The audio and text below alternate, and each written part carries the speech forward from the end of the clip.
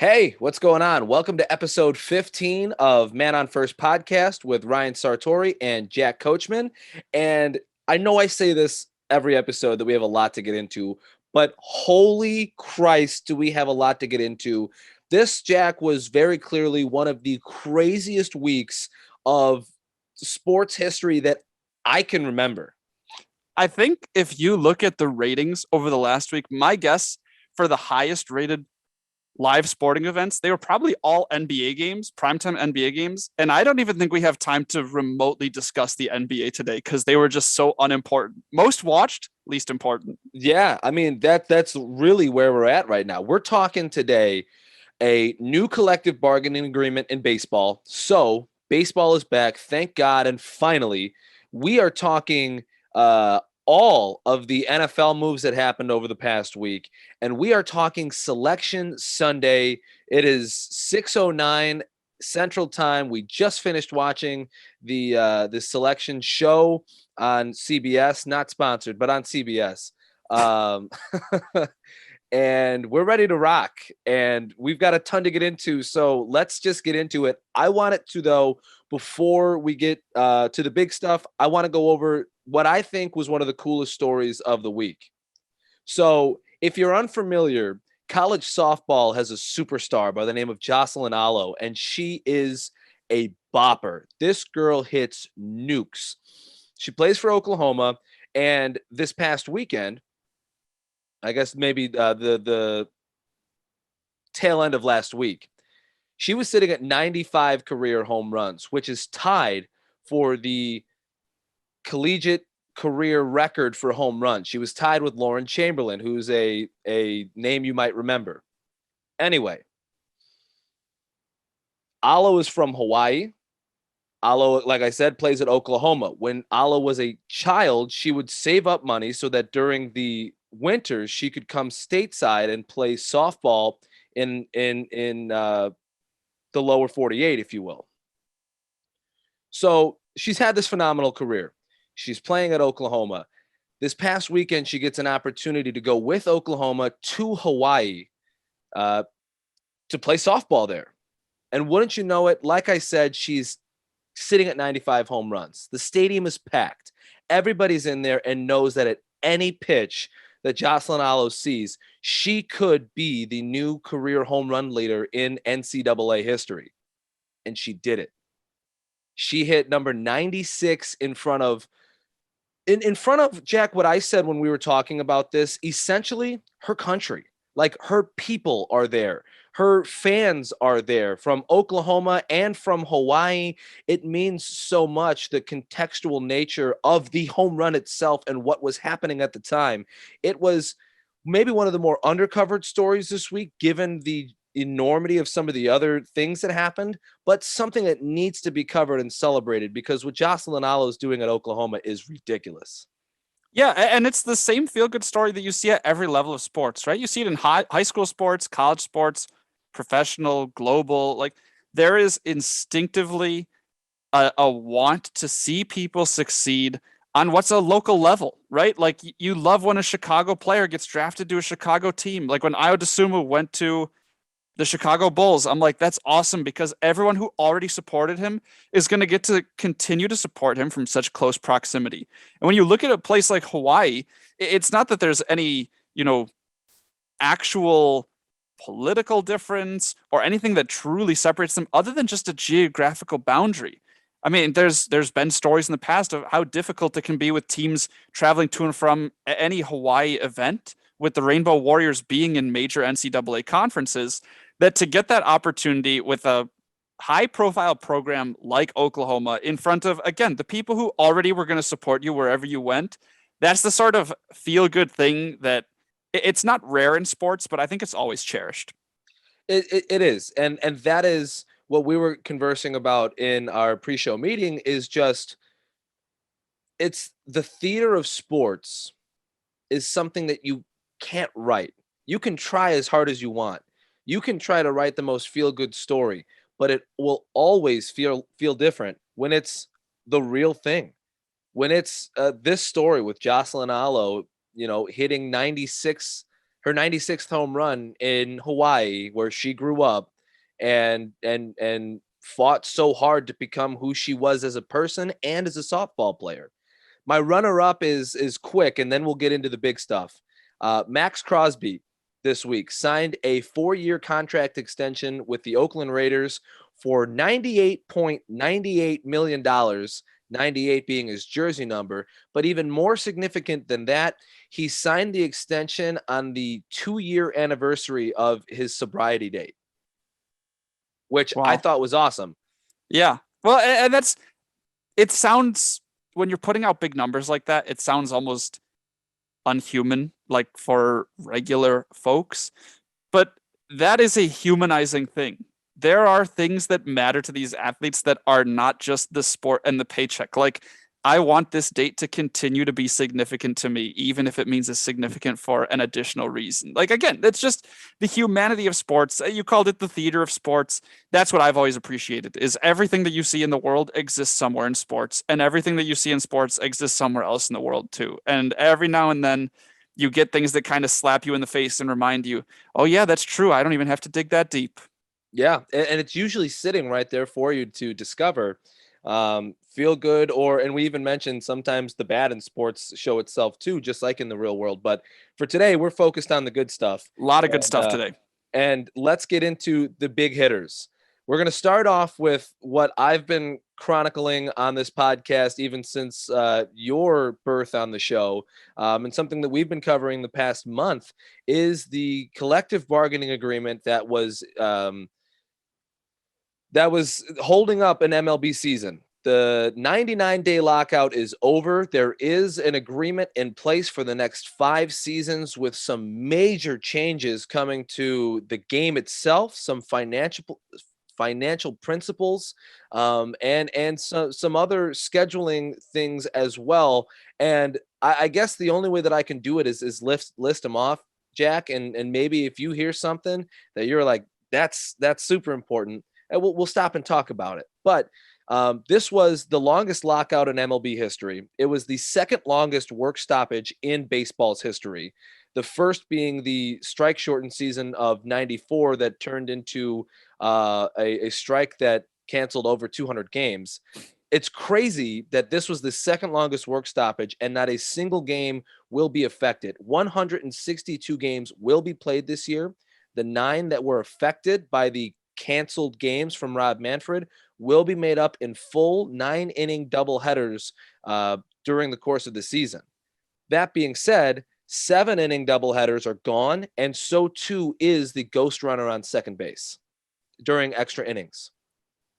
Yeah, I think that there will still be scrutiny on the field of play stuff because we have to. That's how it works as fans. There's definitely different takes on the runner on second rule and the extra innings, the 9 versus we've had 7, and those sort of things will still definitely be debated in the court of public opinion. But the fact that it's still going to be 162 games is a shock, because not only did it seem like these two sides were far from an agreement, they also actually announced that games would be canceled. And those games did, for all intents and purposes, get canceled and then miraculously were uncanceled. Sort of like this whole thing worked itself out in the end, even though it just was not going to happen.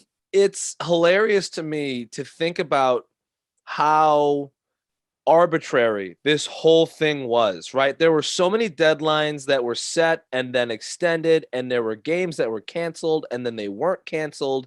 And then, at the end of the day, it just goes to show you how arbitrary all of it was. And the lockout, which was league imposed, was all just a bargaining tactic that MLB used. And they could at that point say, okay, well, if we are imposing this, we can say, we'll cancel games, but then not really cancel games. The 24 hours leading up to the agreement were pretty wild too. When you think about, we went to bed, we were on the PlayStation, Yeah. and I was like, Jack, I You think it's gonna said, get done. you said, mark my words, baseball is going to be back by midnight tonight. And I said, I'm marking those words. And then I think I got a text around midnight that said I'm crying. No, it was the next day. I put out a tweet. Next day, yeah. I put out a tweet and said, when I wake up, baseball will be back. and it was 10 a.m. and I quoted my own tweet and said, I can't pretend like I'm asleep anymore. I'm extremely sad. And then so they were so close. Apparently they were so close. And there was a wrench thrown in there that we'll talk about in a little bit. But we woke up on Thursday with the idea that this might not get done at all. And then come 3:00, it did. In the process, the guy that we pay attention to the most during all of this, Jeff Passan. No. Jeff Passan's Twitter got hacked. Oh my God. I just got it too. What the hell is going on this week? Wait. What are you? I'm reacting to the Jeff Passan thing. I just got a notification that Tom Brady just unretired. What the hell? Again, this has got to be the craziest week for sports news. We'll let that develop. Tom Brady, a legendary quarterback, announces on Twitter that he will return to Tampa. The GOAT is back. Oh, my God. Oh, my God.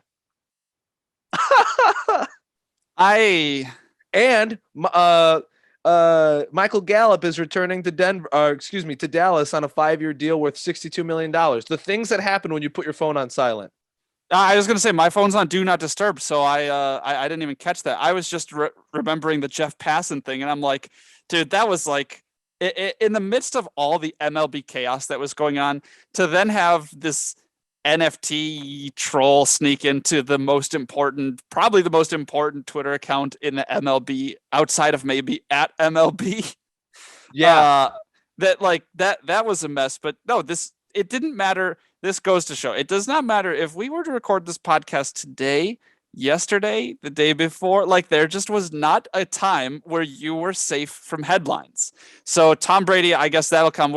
We've got time for that later. Let's hit back MLB. Yeah, so Jeff Passan gets hacked by an NFT account at like noon and somehow finds a way to get his account recovered. And his first tweet back was, baseball is back, which is like the most G'd up thing that he could possibly do. And there was intention behind that. Jeff Passan is a super well thought out guy. But that happened, and it just made for an even crazier day because we're then waiting on the words of a guy like John Heyman, who respect him, right?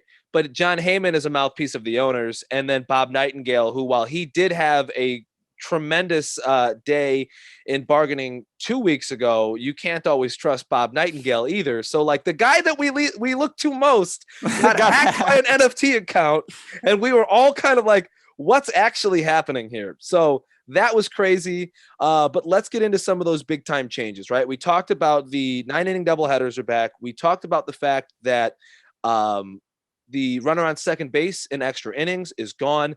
But on top of that, there will be a 12-team postseason with the top 2 division winners earning buys. So if you are division winner 1 in the NL and division winner 2 in the NL, you will get a first round bye.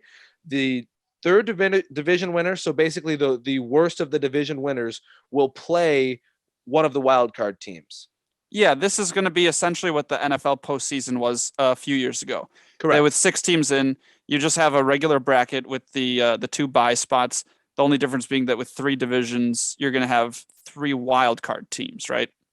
Yeah. Yeah. And that's it's still just best record among wildcard teams get in. It's not top 2 in each division. And the first round will be a 3-game playoff. There was conversation of ghost wins for the home team. There will not be ghost wins. So it'll be a straight up 3-game series. And I don't know if the higher seeded team will remain the home team for all 3 games, although they should. Oh, you're saying just within the first round? I'm saying within the first round, that top seeded team should probably host all 3 games. I can't imagine they split it 2 and 1. That'd be bad. It would be. So there's that. That means it's possible, right? Yeah. There's that, which is okay. I was really against 14. I think 12, if you're going to expand, is fine. Expanding from 10 to 12. Okay, sure. 12 makes sense because you have 6 divisions. So you're saying we're allotting 2 teams per division, even if that isn't how it always works out. There at least is some like mathematical symmetry to that. Sure. So in addition to that, we got the universal DH, which is enormous for baseball. And that had been confirmed a while ago. Right. So that But was this just this was officially ratified. So mm. I actually had a conversation with my dad about this, and he was livid. He's like, it takes away from the strategy of the game. I was like, if you like watching pitchers hit, stop watching baseball. And if you're a team that has a pitcher that can hit, let him hit. Yeah, he could be the DH. Right. Like Yeah. you don't have to do it that way. If you would rather have, like, I'm just using a guy that comes to mind right away, Madison Bumgardner That's the first hit, name that comes to my mind when you say or pitchers who can Jake hit. Arrieta hit. Like, That was the second name that came to my mind. how about Carlos Zambrano? Did that name come up too? No, that's too far back, but you're Yeah. right. But if you want to have them hit instead of a guy like Nelson Cruz, go ahead. But that's operationally, that is stupid. Right. No, pitchers shouldn't be forced to hit. I've been on this for years and years. This DH has been discussed which league is better. And I just think, if you're complaining that it's a strategy issue, then it's the responsibility of the managers and the team ownership to strategize. If you have a team that accommodates one way that works, do that. If it doesn't work for you, do the other way. Right. It's that easy. So a 6-team draft lottery is being implemented as well. The worst 6 teams in the league will be entered into a lottery. This is an effort to halt the tanking efforts in baseball, which I like a lot. Prior to this, it was just like the NFL, where the draft order happened in terms of your record. So if you had the worst record in the league, you had the number 1 pick. But this is going to say, okay, just like the NBA, where they have a 14-team lottery, this is a 6-team lottery. So that'll be fun to see. I think they're just dipping their toes in the water here. I feel like this is something that a few years from now could definitely also expand. If they feel like the lottery system worked with their competitive format, then it only makes sense to add more teams to it. Sure. I mean, you could probably see that go to 10. Of course, this deal will go to 2026. So this is what it will look like for the next 5 years. But to that point, there has been a 45-day window implemented for the league to impose rule changes. They only have to give a 45-day notice of rule changes coming. Of course, that I think has to be ratified by the union, but this type of stuff would usually only happen during the course of the offseason. Of course, we saw it happen with the sticky substances and stuff like that, and belt checks. We saw that happen during the course of last season. But this is a little bit different. The 45-day window will be used during the offseason. It's a little bit of insurance, I think, too, against the very rare, like we had a pandemic and things are going to need to change on a whim. And if it's not a complete shutdown, I think this gives some allowance to the league to also make corrections to just current events that are going to affect the game. Well, and maybe even some on the field stuff that they might implement, right? If we're talking about canceling the shift, which might come in 2023, that's something that it gives them a little bit of a grace period. And then if it's not working through the first month of the season or 2 months of the season, they say, okay, we're going to go back to the shift because this didn't work out, because that's right. Just it. It's a trial and error at this point. It gives them that flexibility, which is good. There was a couple of things put in place to limit service time manipulation, which was really important for young players. A full year of service time will be added to players who finish top 2 in the Rookie of the Year voting. That's good. And then additionally, draft picks will be awarded to teams who have players on their opening day rosters who finish among the top vote getters at major awards. So this is a situation for Cody Bellinger when he was in the MVP race and won an MVP. If he's on the opening day roster starting the next season, he would earn his team draft picks. So there's no reason to not have him on the opening day roster or manipulate his service time. If you have a guy like that, like a Bellinger, like an Acuna profile type player, or Soto, whomever. Yeah, I don't love the second one as much. I think it's a net good for the players on like a theoretical standpoint, but in practice, like part of my issue is that opening day is just a day. That if you come into the season with a 7-day injury, like you could miss that and things could be altered. So the intent of it's good. I like the first one a lot more, and I think that's also a situation that is grounds for expansion in that, again, if it works out and all the teams are like, hey, this was a good thing that you added, then you can up the number of guys who are eligible for that I would say service time boost. we have 3 finalists every year for Rookie of the Year in both leagues. Why not just if you're a finalist, Right. If you you're one earn of a the year. supposed 6 best rookies in baseball, which out of the number of guys who are rookies in baseball, especially with the way it carries over from a year to another year, Right. sometimes 6 is not that many. Right. Well, and that's kind of the thing with the draft picks. So Wander Franco last year, no, I have that wrong. Cancel that. Regardless. Anyway, let's get to the financial principles. I'll go over this really quick because it's just numbers, but the minimum salaries will start at $700,000 this year, which is a significant jump from the 550, 580 that it was at the end of the last CBA. So it'll start at 700. By 2026, it'll increase to 780. The competitive balance threshold, which is essentially the line in the sand that we talked about last week, which is not a salary cap but acts as one, to deter teams from going over. They would have to spend tax, etc. That's in last week's episode. That's going to be set at $230 million for this year and will steadily increase to $244 million come 2026. Additionally, that pre-arbitration pool that we talked about, Jack, is going to be set at $50 million. So the top 30 players in WAR will be in this pool or be basically able to earn money out of this $50 million pre-arbitration pool. That's for anybody in the first 3 years of their rookie contract. Yeah, that's like just I don't know, it's almost gambling, like a side pot or a kitty or something like that. Right. I think with these numbers, they ended up settling fairly neutrally based on the ones that we discussed last Yep. week. The one that stands out, the CBT numbers definitely feel like they went owner heavy, but at least there was some sort of boost. And Sure. I think that like the players obviously felt the pressure of we love this sport and the fans love this sport and we might have to take a little bit less than we wanted. But in the end, the numbers ended up being somewhat middled. The players wanted that to end up about $20 million more come 2026. So it definitely was something that they had to settle for, but they won a lot in this CBA. And I know this is a laundry list of things that we're throwing at you, but I know that there's a ton of people out there that are going to want this information. So a couple of more things, and we'll move on to some more fun stuff from baseball.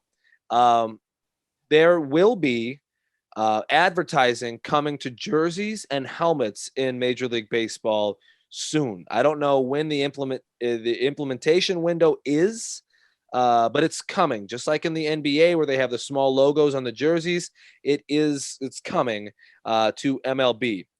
And this next thing is something I'm really excited for, Jack, and something that I think baseball has struggled to do for a long time. It's the idea that come next season, there will be significant changes to scheduling so that every team plays each other at least one series a year, whether that's the Angels playing the Cubs in Wrigley or in Angel Stadium. They'll play at least one time a year, which is good for the marketing of the game and the making it more of a national game. Yeah, it's kind of wild when you think that they play 162 games in a year and they can't play the other 29 teams. That the math of that simply doesn't check out when you first think about it. But I think this is also good because you'd gladly cut some of the like there's not a ton of rivalry with, mid-level Eastern Division versus Western Division. Like, should the Pirates be playing the Rockies as many more times they do than they would play the Mariners? Probably not. Right.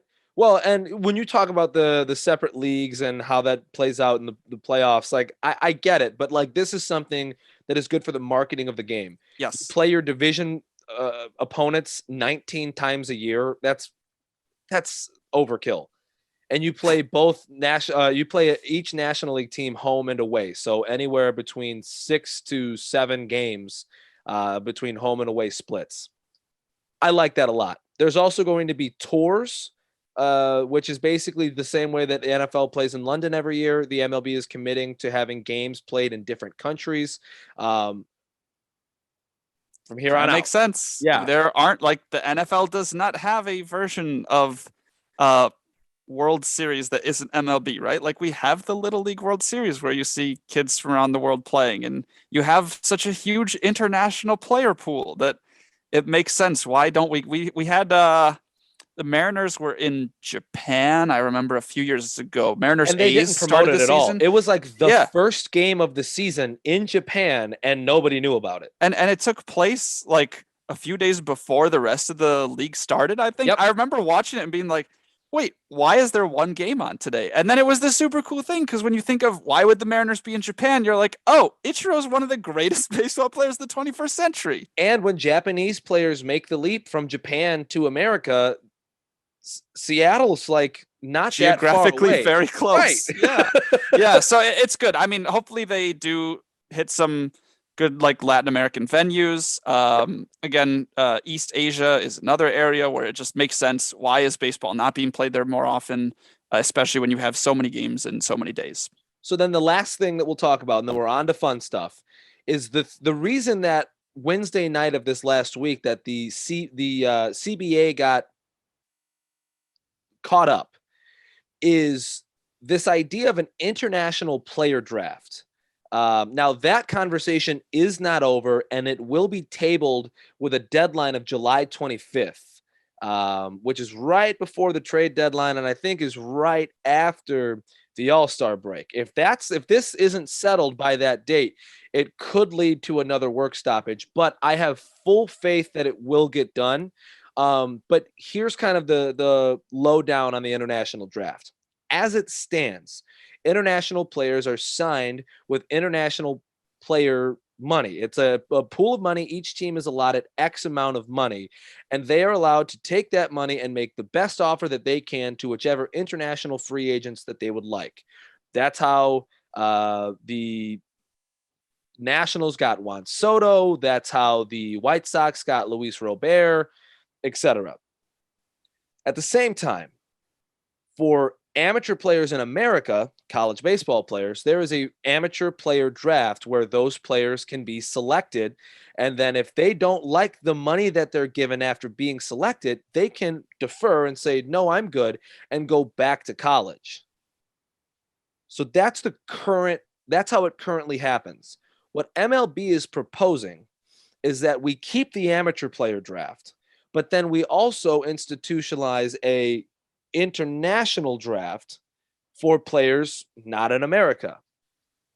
The reason that there's pushback against that is because if you draft a player from, let's say, Cuba, or even for better argument, the Dominican Republic, and you draft somebody from the DR, and you offer them X amount of money, it likely will be significantly less than what you would offer them in an open free agent pool because you own their rights.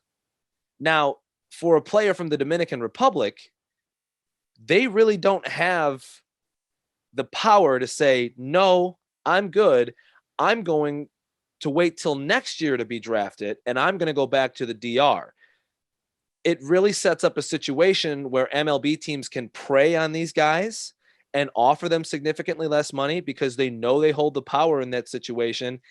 Guys from Venezuela, from Puerto Rico, from the DR, Cuba, even Japan sometimes, these guys are looking to create generational wealth for their families and to make a significant impact in their communities as well. This would impact their ability to do so. They would still be making great money, but they would be making significantly less money than if they were in an open free agent pool. So that is the international draft. Which is definitely big. And we touched on this in previous episodes with that sort of MLB teams taking advantage of young international players and then being able to capitalize from a competitive standpoint on the fact that they manipulated, in a sense, these contract terms.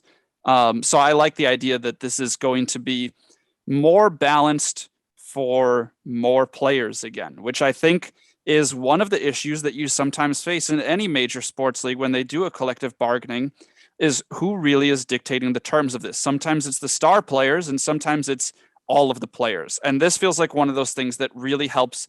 If it doesn't help the top 1% of guys, it is helping a majority. And I think those sort of rule changes are what I was most worried might be missing when they finally came to terms. Yeah. Well, and this CBA was fought for the little guy. for the minimum salary player, for the international player, because they, big time major league guys recognize that and they're fighting for those guys now, which is a major shift from what we're used to seeing. So I think I got the CBA taken care of in about 15 minutes, which I am very proud of, because that is a Wow, lot of information. that's I think the same length as like 4 different meetings that they had trying to figure this thing out.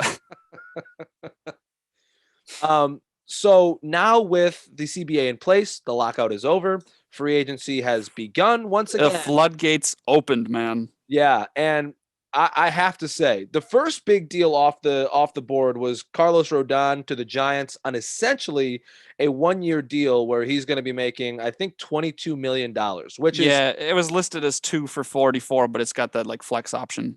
right. It's got an opt out for him, which is good for him. Rodon was looking for bigger AAV because he thinks he's worth it. And when he's healthy, he is. But it's also a super low risk contract for the Giants. At the worst, they're done with him in 2 years and they haven't tied themselves to a behemoth of a contract. But for Rodon, if he's aces next year, then he can go out and re-enter the free agency market by opting out of his $22 million for the 2023 season. I thought that was great, and I think it offers a great replacement for Kevin Gausman, who's now in Toronto. Yeah, as a White Sox fan, I'll miss Rodon because it really felt like he had the potential to get really good really quickly, and I think he got good quick. You just take out the realies, and that probably tells the best story. And the potential's still there, so I hope that he succeeds. But it's one of those contracts as a fan where you go, I'm glad he got what he got because I don't think I would want my team to do that deal. Yeah, right. The White Sox, I'm sure, wanted him back because they need an extra starter, but they should not have paid him Right. We $22 million. couldn't offer that. Speaking of the Blue Jays, though, and Kevin Gausman, the Toronto baseball team has become my outsider for a World Series championship this year. Their rotation is absolutely filthy. When you look at the fact that they've added Kevin Gausman this year, they already have Hyunjin Ryu, they already have Jose Barrios, who they've locked up for a long time, and now they add Yusei Kikuchi, and they still have Alex Manoah, who made big strides as a rookie last year. And they have Nate Pearson, who's at one point the top pitching prospect in baseball. Their starting pitching is deep and disgusting. And when you look at their offense from last year, the emergence of Vladimir Guerrero Jr. to reach the pinnacle of what everybody thought he could be, for Bo Bichette to break out the way that he has, the investment that they made in George Springer, this is a team on the rise, dude. And with the Red Sox maybe having to take a sidestep and the Yankees not really being able to meet any like Yankee potential. Well, maybe they have reached Yankee potential by being subpar, but that's neither here And nor having there. a lot of big contracts. Yeah, the Blue Jays might be poised to win the AL East this year now. I I like what you're saying. I agree with it. I don't want to rain on your dark horse thing, but I'm looking at least at current odds, and the Yankees and Blue Jays are about a coin flip on Really? who's going to win the division. At least that's what one sports book says. And I think that even if it doesn't come true, even if the Blue Jays crash and burn, or if they just roll this division, it's cool to see that it isn't just the Red Sox and the Yankees. And I know that we're past that storyline. We've had the Rays be really good. Yep. We've had the Blue Jays have success, within the last year, or at least present like they could be successful. For me, as just like a macro competition watcher, I think that it's very exciting to see a team that isn't the Yankees or Red Sox, probably in 2 months, might be listed as the favorite. And the thing is like, I think the Rays are going to be the forgotten team this year. Even how good they've been, the Rays might end up being the forgotten team this year, and they could come in and win the AL East. You never know, especially with that team and the talent that they still have on it. Remember, their rotation consists of a new elbow for Tyler Glass now. They're going to have Luis Patino. They still have I think they picked up Rich Hill again before the lockout. They still have talent there, and they know how to maximize it. So watch out in the AL East this year, man. It's going to be a dogfight and a slugfest. And we've got an extra wild card spot for them to play with too, which probably goes to the AL East because I don't think we're getting two teams out of the AL Central. I So you're doubt right. it. You could see the Rays, Blue Jays, and Yankees all make the playoffs potentially with ease. Yeah, and remember the Blue Jays only missed the playoffs by a game last year. That ended up going to the Yankees, who then played the Red Sox in a wild card game. Um, Real quick, Sonny Gray this afternoon traded to the Twins. Kind of inconsequential news. Whatever. Felt like we should mention it. And then the Mets are finding a way to go all in this year. Um, they pick up Chris Bassett from Oakland, who's got some really nasty stuff, really great curveball. They add him to a rotation that already has Max Scherzer and Jake DeGrom. On top of that, they've got Carlos Carrasco and Taijuan Walker. Walker was one of the best pitchers in the first half last year. And prior to the lockout, they added Starling Marte, Mark Canha, and they have Pete Alonso, and they have Frankie Lindor. And, they have some pieces there. I think that there's still a couple left-handed bats away from being really, really good. Maybe a really good defensive outfielder away from being really, really good, but they are on their way. And with the pitchers that you mentioned too, between Chris Bassett and Carlos Carrasco, you look just within the last 2 years, those are guys who have missed games for I don't want to say career threatening type injuries, but it's not like you've got, tendon elbow stuff. Like Chris Bassett got hit with that comebacker that knocked him out for some Yep. time, which is something that realistically can be recoverable. And Carlos Carrasco wasn't injury related. He So had these are cancer. guys that, right. Yeah. Yeah. These are guys that if they come back as their regular pitching condition as your 3 and 4, that's pretty nuts. It is nuts indeed. So, um, I think we have to take a break. I think we need to stop for a second, catch ourselves up on this Tom Brady stuff because this is gigantic news, and we'll be right back. But yeah, let us catch up on this. Oh my God, Tom Brady just can't sit on the couch, can he?